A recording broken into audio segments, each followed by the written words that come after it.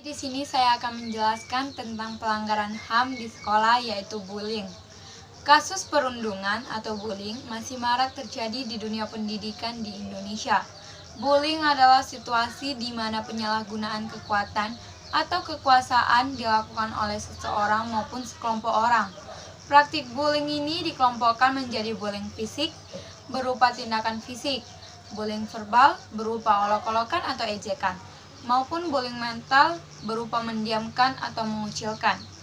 Berdasarkan Jakarta CNN Indonesia, ada sebuah kasus pada tanggal 5 Februari 2020 di mana siswa Sekolah Menengah Pertama Negeri 16 Kota Malang, Jawa Timur yang berinisial MS, jarinya harus diamputasi. Jari tengah MS terluka serius dan harus diamputasi karena diduga dirundung atau dibuli oleh teman sekolahnya. Paman MS, Taufik, mengatakan dokter memutuskan untuk mengamputasi karena jari tengah kanan MS sudah tidak berfungsi lagi. Amputasi dilakukan kemarin sekitar pukul 18.00 WIB. Taufik menjelaskan, keponakannya yang berusia 13 tahun itu tidak bercerita tentang kekerasan yang dia alami di sekolahnya. Siswa kelas 7 di SMP Negeri 16 Kota Malang tersebut menurutnya adalah sosok yang pendiam. Terkait kasus tersebut, Kepolisian Resort Kota Malang telah melakukan pemeriksaan terhadap 3 orang saksi dan 7 murid yang terduga adalah pelaku kekerasan. Para saksi dan terduga pelaku merupakan pelajar di SMP Negeri 16 Kota Malang juga. Pihak dari Polresta Malang Kota menyatakan menjamin keselamatan dan memberikan perlindungan kepada korban secara penuh dan mengharapkan korban yang merupakan siswi SMP Negeri 16 Kota Malang kelas 7 tersebut dapat segera pulih. Kasus tersebut mencuat akibat beredarnya sebuah video yang merekam kondisi MS dengan penuh luka memar pada saat berada di rumah sakit. Pihak sekolah dan Dinas Pendidikan Kota Malang menyatakan bahwa luka-luka yang dialami korban bukan akibat kekerasan. Namun, informasi yang viral dan beredar di masyarakat, MS merupakan korban perundungan dari kakak tingkat di SMP Negeri 16 Kota Malang. Di tengah itu ada 7 orang anak yang diduga melakukan perundungan terhadap MS dan menyebabkan luka memar di tubuh MS.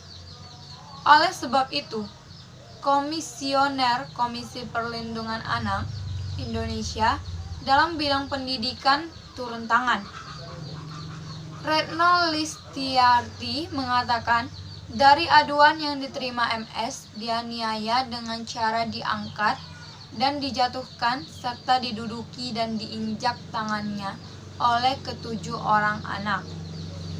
Atas aduan yang diterima, KPAI akan menindaklanjutinya.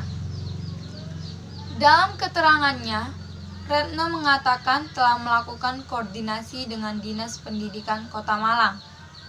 Berdasarkan catatan hasil koordinasi dengan Dinas Pendidikan, diperoleh informasi bahwa diduga perundungan terjadi pada minggu kedua bulan Januari 2020.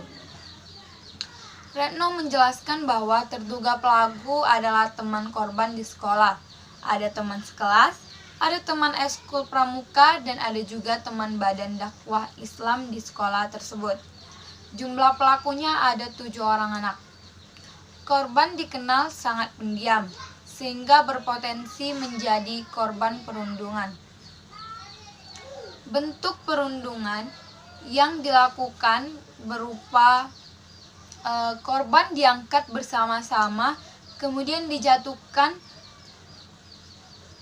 ke masjid. Selanjutnya diduduki dan diinjak tangannya Selain itu, korban juga mengaku kerap jarinya terjepit ikat pinggangnya sendiri.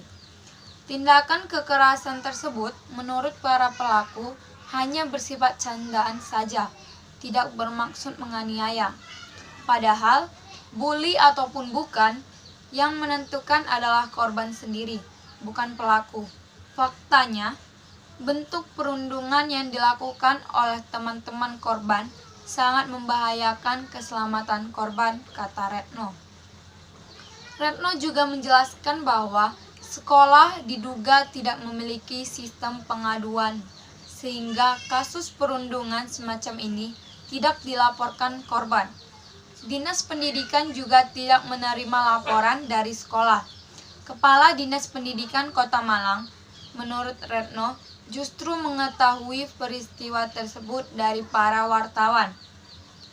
Yang pada saat itu, Kepala Dinas Pendidikan menjenguk temannya yang dirawat di rumah sakit yang sama dengan anak tersebut.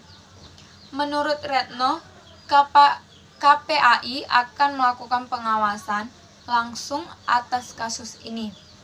Selain itu, KPAI akan meminta pemerintah kota untuk memfasilitasi rapat koordinasi yang membahas penanganan kasus dan pencegahan kasus serupa terjadi di sekolah-sekolah yang lain. Selain itu, jika proses hukum akan dilanjutkan, harus dipastikan bahwa korban dan para terduga pelaku diproses sesuai dengan Undang-Undang Perlindungan Anak dan Undang-Undang Sistem Peradilan Pidana Anak. Terima kasih.